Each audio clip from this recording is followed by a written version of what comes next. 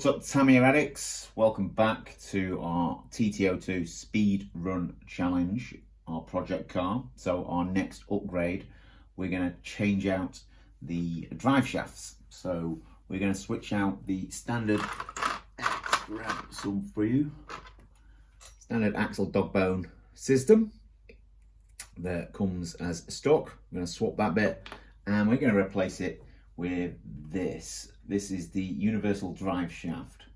And what that does, according to this website, says, compared to a standard axle dog bone drive shaft, a universal shaft reduces power loss caused by friction during steering.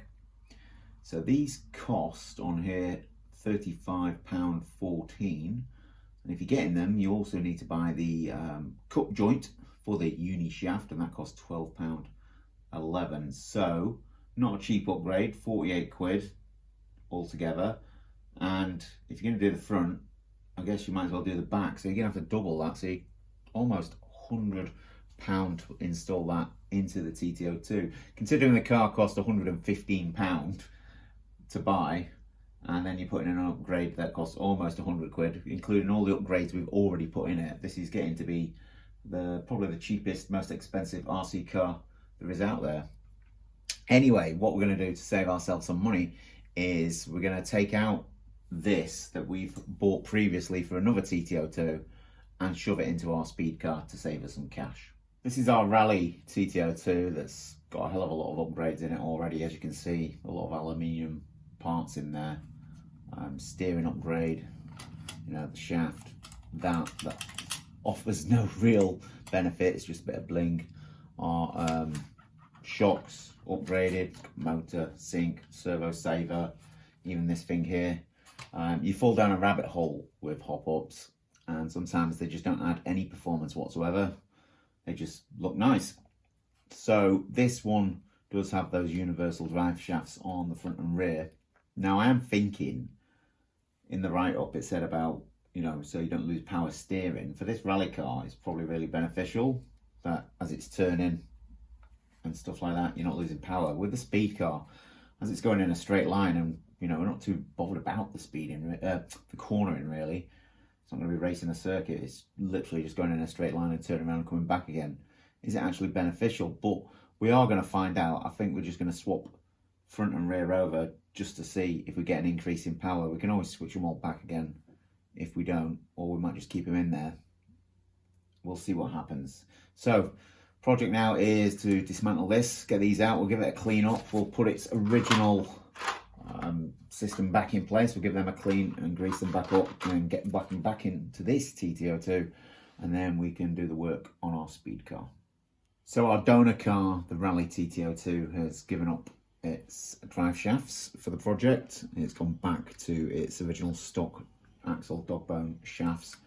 It does feel, when you do that, it does feel a bit sort of firmer or more resistance. With these on, it span more freely, so maybe they do add some sort of thing to performance. As you can see, they are really dirty now, so we're going to need to give them a bit of a clean up before we put them into our speed car. But yeah, that's almost 100 quid's worth of kit just there on the table, so we've saved ourselves a bit of money by just borrowing from this car. Okay, we've got them all installed on our speedrun car, and at this point in the build I've also added the aluminium hex wheel hexes, that's the word I'm looking for, which hopefully just improves the performance by keeping it nice and tight. Obviously when we change the wheels over, we don't have to worry about the pins falling out and all that sort of stuff, because they're all now self-contained in them. I did read somewhere if you're doing speed cars, you will be beneficial to have these on as well, so I just feel it's a good time to add them into the build at this point. So they're all fixed in. The next thing we have to do is obviously take it out for its speed run to see if we get any increase in speed.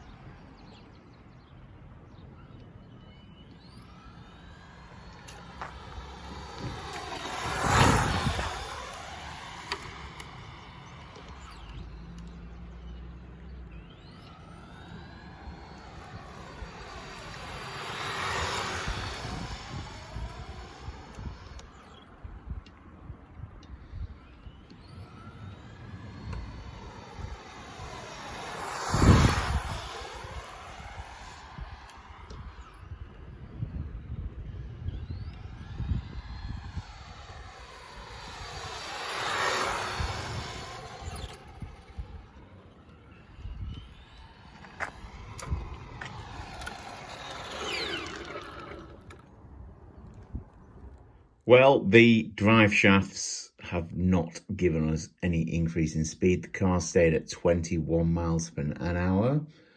That bit of kit, I'm glad that I didn't go out and buy that for this car. I'm glad I already had it on the other TT02 and we just swapped it over, because that cost almost £100 and we've got no increase in speed from it. Maybe that bit of kit is better for race cars that are going around tracks and turning corners and maintaining their speed, or trying to keep the speed as they're going around the corner.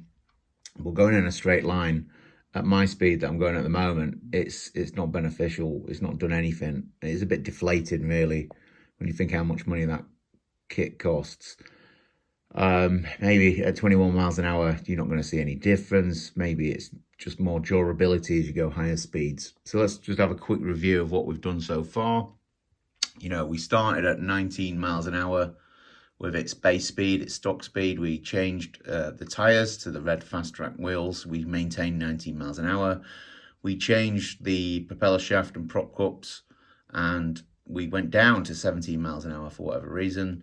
We put a high-speed gear set in and went back up to 19 miles an hour. We put the HPI Racing Firebolt motor in and got up to 21 miles an hour. We then changed over the shocks and maintained our 21 miles an hour, and the drive shafts, again, still at 21 miles an hour. So in the month of May, we've gained 2 miles an hour, which isn't a lot, really. And when you rack up how much all those upgrades have cost us, you're probably looking anywhere between 150 to £200 mark, depending on where you're buying your kit from. So this car that cost £115 to buy, excluding the radio gear that you need to put in, the battery and the servo, you know, it's doubled the price it cost originally. So we're looking what now, you know, £200 this car is in the price range of almost 300 quid worth of kit in it, and you know, it's got 2 miles an hour more in it. So yeah, hop ups at the moment are a rabbit hole that you fall down that don't really give you an improvement in speed or performance. However, we are not giving up. We are going to change the pinions next. So we're going to go up the pinions to hopefully get that increase in speed. And I do believe this is where we'll start seeing the change in speed. And then after that, we'll probably start changing the spur gear. We've got another motor to put in here, the super stock motor, which a lot of people have commented on, saying that's what we should put in the car. We are staying with a brushed motor for this project until we sort of exhaust all of our options, and then we will look at jumping to brushless and lipo batteries and stuff. But that's probably going to be next year. So thanks for watching so far. Stay tuned for more videos in this series, and we'll see if we can go faster on the next one.